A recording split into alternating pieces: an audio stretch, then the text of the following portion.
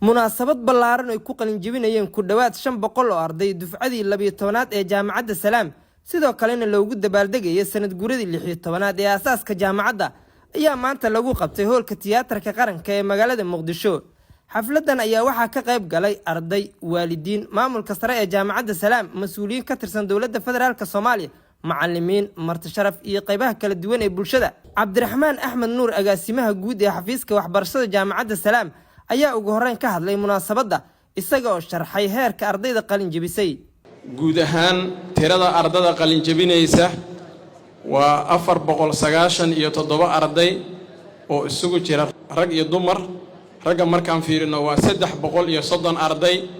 boqolkiiba 66.4 u dhigma halka hablaha sharafta badan ee qalin jebinaya oo 33 boqolkiiba ah kulliyadaha kala duwan ay ka qalin bedelanayaan waa kulliyada culumta kombiyuutarka iyo tiknoolajiyada oo ay ka qalin bedelanayaan 185 arday kulliyada culumta caafimaadka oo ay ka qalin bedelanayaan 166 arday kulliyada dhaqaalaha iyo maamulka ay ka qalin bedelanayaan 94 arday kulliyada qalliinka iyo daawada oo ay ka qalin bedelanayaan 26 arday kulliyada engineering civil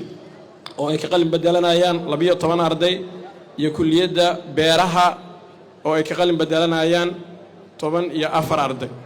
Shamse Cabdullaahi Cabdiraxmaan oo ku hadlaysay kelmadda qalin jebiyaasha 2025 ayaa mahad celin iyo fariin dhiirigelin ah u dirtay maamulka jaamacadda iyo macallimiinta maanta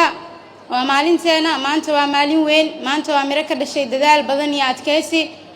anoo ku hadlay afka ardayda qalin jebiyaasha waxaan rabaa inaan u mahad celiyo jaamacadda Salaam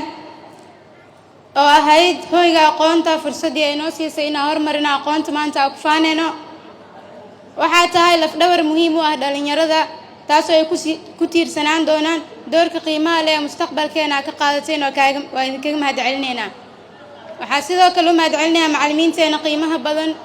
kuwaasoo waqtigooda dadaalkooda iyo dulqaadkoodaba u huray korinta maskaxdeena waxaa noo noqoteen iftiin nagu hagay wadda aan mararka qaar u arkeenay mugdi waxaana siiseen aqoon aan lagu soo koobi karin buug iyo qalin dhanka kale qaar ka mid ah mas'uuliyiinta iyo macallimiintii munaasabadda ka soo qayb galay ayaa jeediyay kelmado dardaaran iyo dhiirigelin iskugu jira iyagoo ardayda ku booriyay inay ka faa'iideystaan aqoonta ay heleen una adeegaan dalkooda iyo bulshadooda waxaan ka mid ahay jaamacadaha dalka inta badan ee hadda ka jira qofka soo diiwaan geliyay jaamacadda Salaamna ay ka mid tahay jaamacadaha waqtigan joogay xafiiska aan diiwaan geliyay oo marba horumarka ku talaabsanaysay horumarka ay gaartay oo 12 dufcadood inay ka qalin jebiso waa waxa lagu farxo jaamacadda Salaam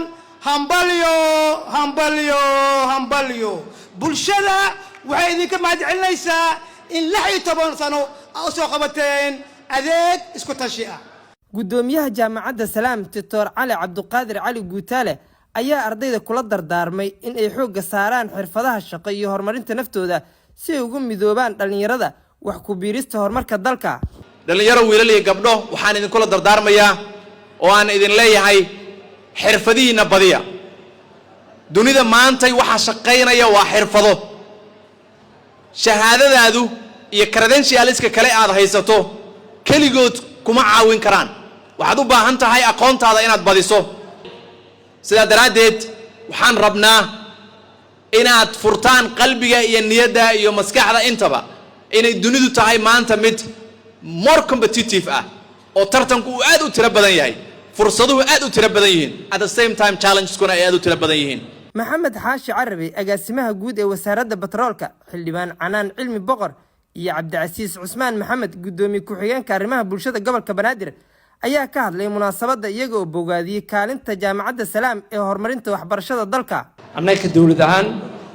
runtii waxaan diyaar u nahay dhiirigelintiina waxaan diyaar u nahay wixii aan idin qaban karnay inaan idin qabanno sidoo madaxweynaha baarlamaanka hortiis ka sheegayba shidaalkii intiisii badnaa soo gabagaboobeen daraasaadkii iyo maaragtay interpretationkii hawshii dhan waa la sameeyey qoyitaankiisana wuxuu bilaabanayaa sanadka hadda soo socda 2026 bilowgiis quarterkiisa ugu horeeya ayuu bilaaban doonaa insha Allah saa awgeed marka waxaa loo baahan yahay in meelahaas shaqo abuurka badan oo ka soo baxaya inaad ka faa'iidaystaan oo aad qayb ka noqotaan jaamacaddii ardayda waxaan ku bogaadinayaa safarkii dheeraa ay soo galeen in ay tahay mid maanta bilow koowaad u yahay safarkaas laga marmaan u ahaa waalidiintii Soomaaliya u soo dhawareegtay maanta farxadda meeshaan ka muujiyay inta soo istaagtay inta kalena wakiil ay ka ahaayeen ayagana waxaynu tusinaysaa haddana maamulka gobolka Banaadir mid na taageerayso nagu dhiirgelinayso in ay dalkeena iyo dadkeena waxbarashada ay u hana qaadeen wadadii la rabay ardayda quruxda badan maanta ay tahay inaan farxadda la qaadano iyagana waxaan leeyahay hambali aad u hambalyeynaya